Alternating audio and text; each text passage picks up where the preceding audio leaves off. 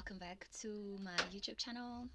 So today I wanted to come on and share like this little lesson that I learned from this movie, and the title of the movie is Here Love Lies. Here Love Lies. It's a Nigerian movie, and when I was watching that movie, like I began to hear God speak to me through the movie, and also with the teaching of are you medicating through relationships is the title of this video. Are you medicating through relationships? So as I was watching this movie, right, I thought nothing of it really when I started watching it, because it started off from a very vague kind of storyline. It was touching. The beginning is very touching. It's about this young girl who falls pregnant while she's still with the living with her parents. It's like a teenage pregnancy, and she then starts medicating. Rather, it's like the meaning of the whole movie didn't really come to me until I was like at a pinnacle with it.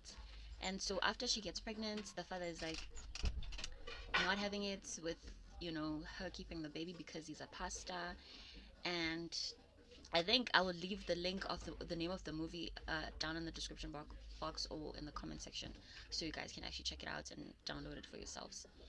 But yeah, overall, the lady falls pregnant, and then it's like now her father mostly doesn't want anything to do with her because she is pregnant, and he tells her that she needs to get rid of it because he's gonna lose like his pastoral position. The church is sending him into this place, and if anyone finds out that the girl is pregnant, it's gonna ruin his reputation.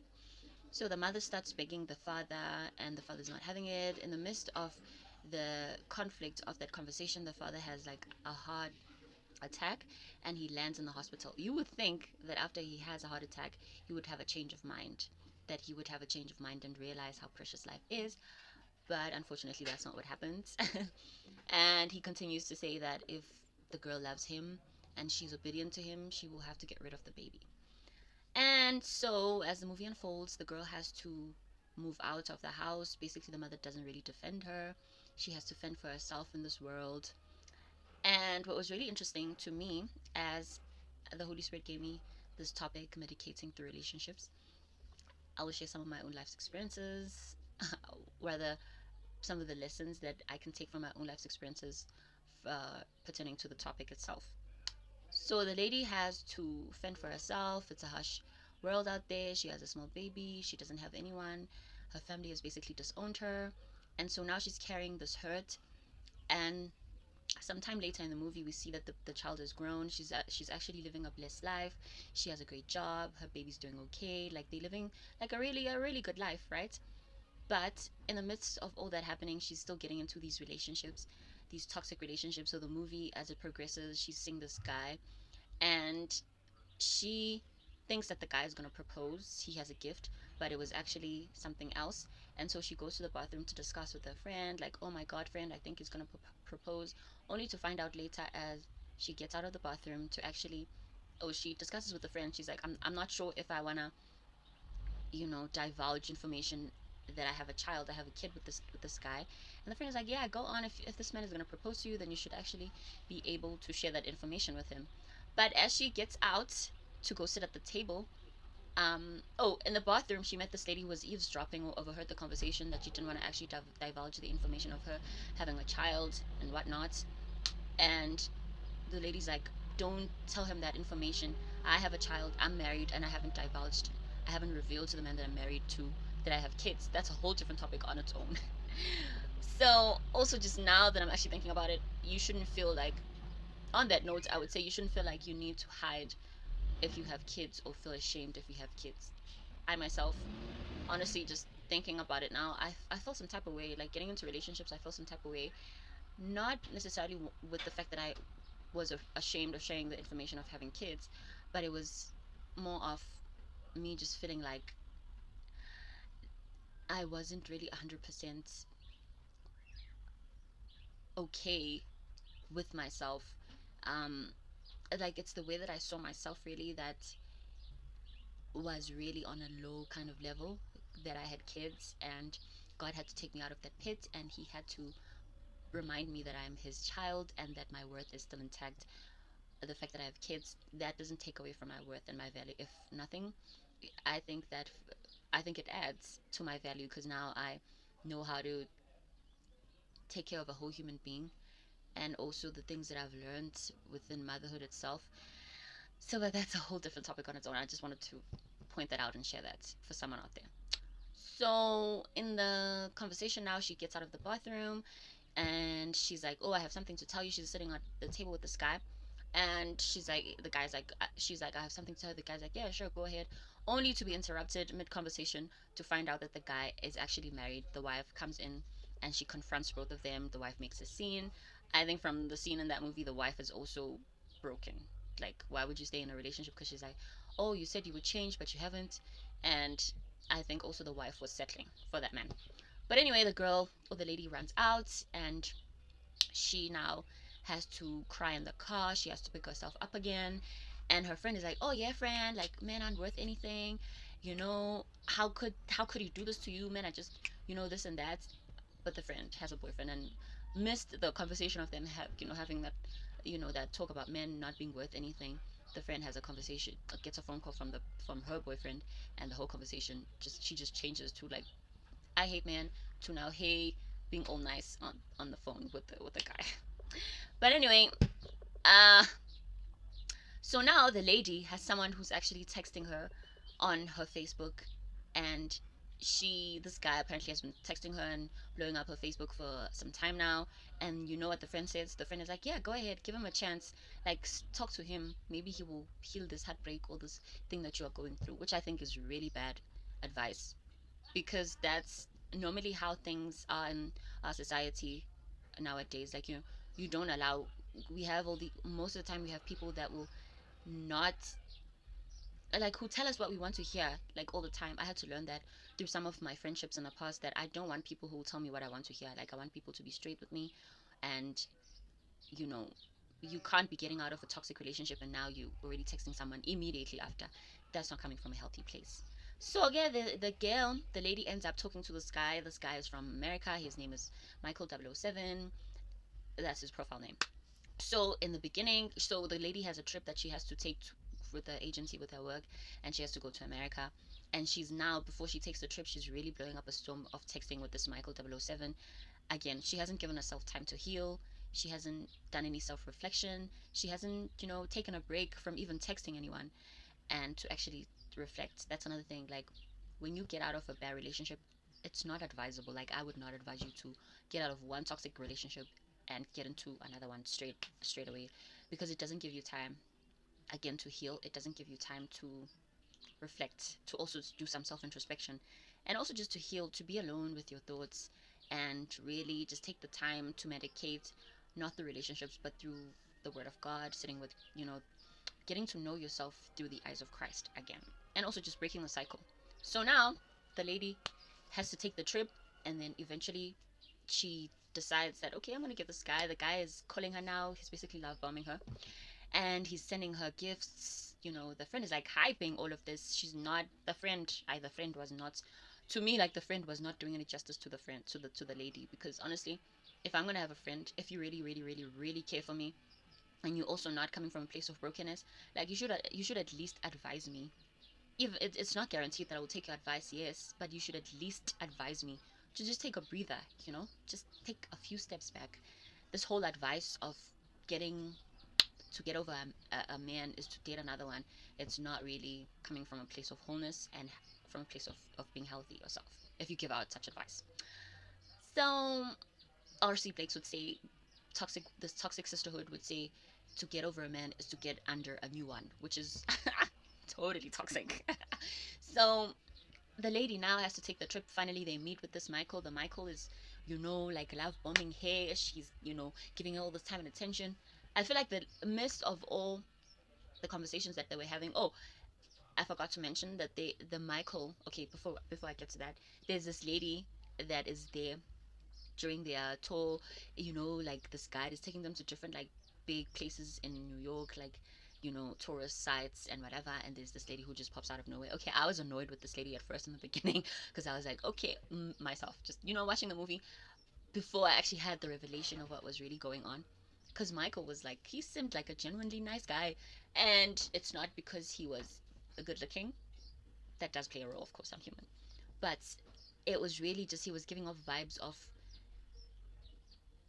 I don't know. It's like, but as I look back now, I was totally completely wrong, because he then showed his true. Okay, I'm getting distracted, but that's the way we are. Like, we get distracted. We are attracted to these people because they look good. They say all the right things, and also that's another thing.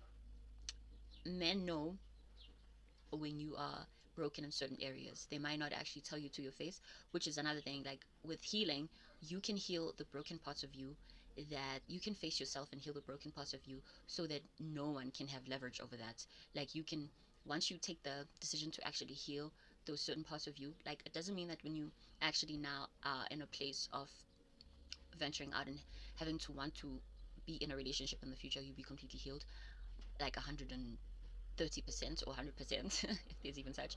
But it gives you the opportunity to face yourself, you know what I mean, to face the skeletons in your closet, so that you are not, so no one has leverage over that. Like, no one has, you don't go around bleeding everywhere, right? You don't go around bleeding everywhere.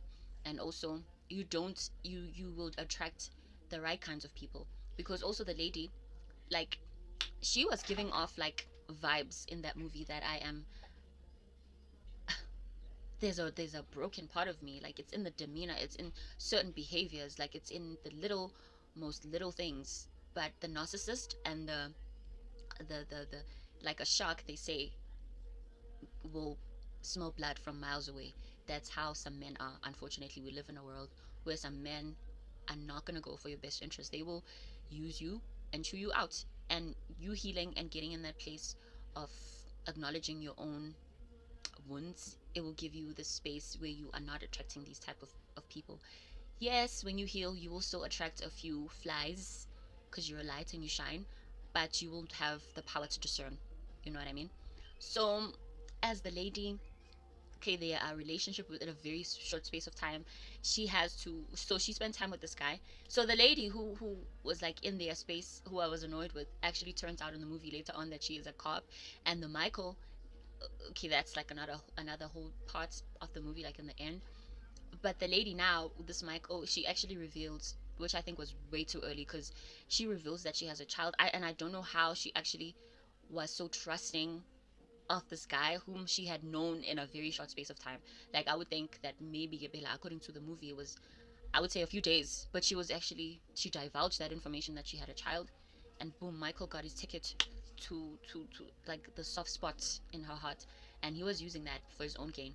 So, and then now Michael is like, on her last day of her having to go back home, he phones, he calls the agency, is like, do you know a so and so, a certain person of this name? And in the agency, they're like, she's just left, she's leaving now. So he chases after her, he somehow convinces her that she needs to stay. Oh, that's when she actually shared the information that she had a child. And he was like, oh, I want to meet her, I want to have this conversation, I want to know everything about her. That's like giving away your weakness. Like, when you're a woman and you love your children and you've had kids outside of marriage, you should not just share that information with anyone who has not been in your life for a lengthy period of time and has been proven to be trustworthy. That's just a whole self-sabotage, and also just letting your blood flow in the ocean, attracting sharks again. So yeah, Michael convinces her that they need to go on this. He wants to show her like this childhood place, which is a far off drive. First of all, she doesn't even know the like New York. Oh my God, it was just a disaster waiting to happen. She doesn't know anyone. Like, I don't understand, but she just trusts this guy with her whole entire life. So they drive off to like this really far away place, and he's like, "Yeah, I want to witness magic, Bunny. I want to witness magic in person. I want to see you writing." Also, that's how he was actually, he got into, convincing her that he was a trustworthy guy, because he'd been blasting her emails for the longest time, or like her Facebook page for the longest time, because she was a blogger. And then he was like, "Yeah, I want to witness magic in person. Can you write something whilst we're there?" So yeah, they drive. They take his car. Like, when they get there, they spend time. Okay, there wasn't anything shady happening. They spend time in terms of like sexual scenes and everything of that sort. They spend time, and when she's like, I need to, like, tomorrow you do understand that I need to go. She also shares like very personal information, like traumatic information that had happened in her childhood, because he, like, this guy has now broken down her walls completely. He knows her soft spots. He now can, can see her brokenness, right? And he knows the buttons that he should press, because she hasn't gone through a period of healing and knowing when to discern and knowing when to share certain information. And now he he knows like a whole entire history. She doesn't know anything about him, like nothing at all. Only the information that it's more like she shares all of these traumatic information, and he only replies according to the comfort that he gives her, right, in that moment. But she really does not know anything rather than his name and the fact that he paid some people to lie. Okay, that he owned like this big company. We find that out actually at the end of the movie.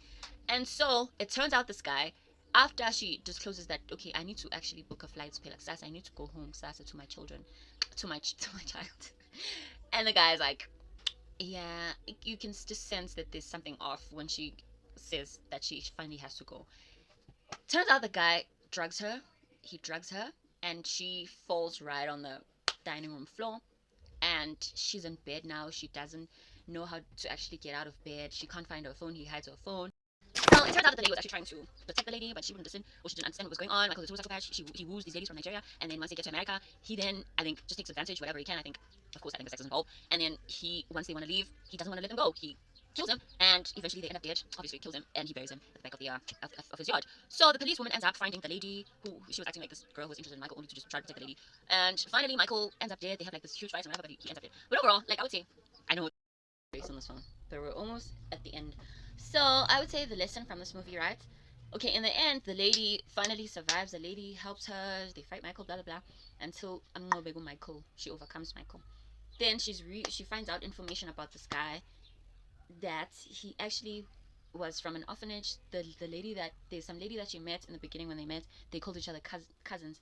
Michael actually grew up in an orphanage. He himself was indeed broken. Obviously, he turned into a psychopath, and she only finds out this information after she had to go through all of that turmoil, after all of that distress, life threatening distress, right? So how many times as women do we actually put ourselves through the same thing? Because it was a woman, obviously, and we medicate through these toxic, awful relationships because there's a broken part of us that is not healed. So in the end, the lady actually goes back home and she's reunited with her family. Her family had been trying to reach out to her because the mother was actually very sorry about what had happened, blah blah blah. She wanted to make things right. And she finally is reunited with her family after years of not seeing them. She actually now has to face the fact that, I need to, okay, that's how I translated it. After all that I've gone through, like, I really need to go back and just make amends with my family. Because the little sister was getting married, she was trying to reach out, but she just was not having it. So really the lesson from that is we need to heal before we actually open our hearts and seek out and medicate through these relationships,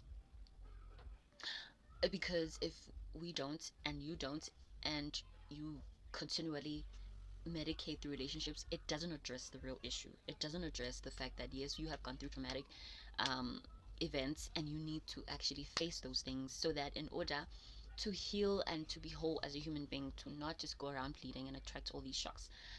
I've shared a lot of stories on this YouTube channel, and I know that I haven't really been as vulnerable as I should be, but right now I'm being vulnerable. And one of the things that I would say is the fact that I myself have medicated the relationships, and the outcomes were not the best ones, because other than feeling whole and complete and feeling like, yeah, I've gotten the healing that I need, it has always left me more empty than before. And so the healing process really gives you a chance to deal with yourself. If you're going to deal with someone else, you should at least be able to deal with yourself and look at yourself in the mirror and face your own truths and your own traumas, and come to terms with those. Take the first step to healing. And that also allows, if you go through anything traumatic, it's not going to only affect you, right? It's not only going to break you, it's also going to break the people around you. If she had died on that trip, from that psychopath, because of that psychopathic relationship she had opened herself up to, you know, that would have left a lot of unanswered questions. It was only through her realizing that she needed to make amends with her family and forgive them, even though she didn't really get an apology from her father, but she took the first step and she went there and they all cried. It was a beautiful ending. And I think from there on, they had somewhat of a better relationship, you know?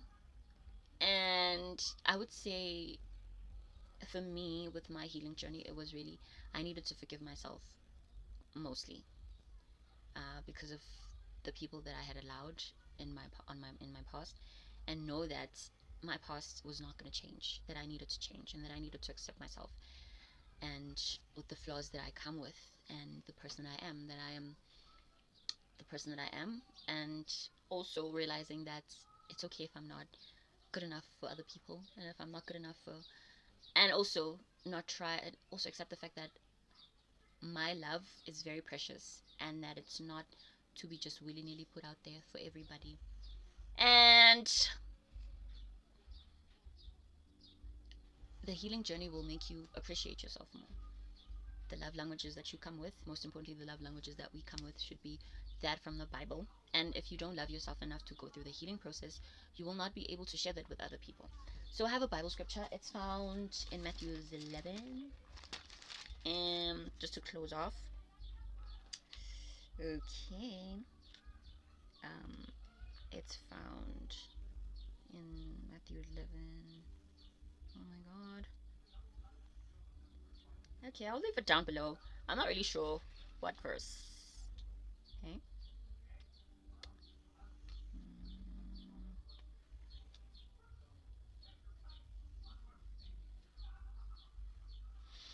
I think it's in Matthew somewhere. And it talks about how to not throw your pearls at dogs because they will turn around and bite you, along those lines. But it's really just giving off the energy of, do not throw your pearls at dogs because they will turn around and bite you. Like when you give your value to people who don't really appreciate you, medicating through these. If you guys enjoyed this video, if you haven't subscribed already, please subscribe, like this video, and share it with someone you think might actually benefit from it. So I will see you guys in the next one as the Holy Spirit leads. Bye.